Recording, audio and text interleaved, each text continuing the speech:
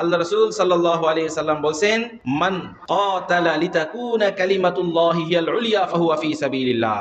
যে ব্যক্তি আল্লাহর দ্বীনের বিজয়ের জন্য যুদ্ধ করে দুনিয়া থেকে বিদায় নেবে, সে হচ্ছে শহীদ। আমাদের এই গণতান্ত্রিক দেশে হিন্দু বেড়া মূল্য শহীদ বলে ঘোষণা দেওয়া হয়।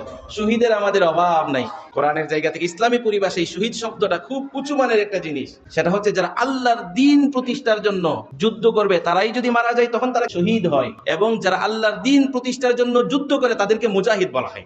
দুনিয়াতে বেঁচে থাকলে তাকে কি বলা হয়? গাজী। আর যদি চলে যায় সে হচ্ছে কি? শহীদ। লিবারেল রাষ্ট্র প্রতিষ্ঠার জন্য, গণতান্ত্রিক রাষ্ট্র প্রতিষ্ঠার জন্য, কমিউনিস্ট রাষ্ট্র প্রতিষ্ঠার জন্য যারা যুদ্ধ করবে তাদেরকে ইসলামের জায়গা থেকে শহীদ বলা এটা কোনোভাবেই কাম্য না। রাষ্ট্রীয় যেটা শহীদ বলতেছে সেটাই শহীদ না।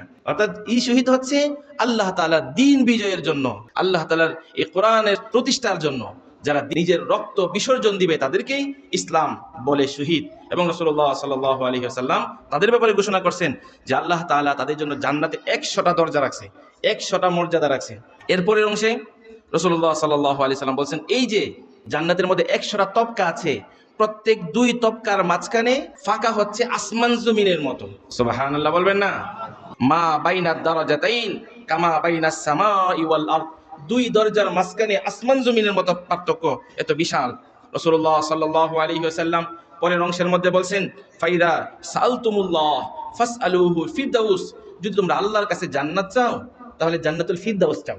আল্লাহ রাসূল সাল্লাল্লাহু আলাইহি সাল্লাম বলেন, ফাইন্নাহা আলাল জান্নাহ, কারণ জান্নাতুল ফিরদাউস হচ্ছে জান্নাতের সবচেয়ে উপরের জায়গাটা।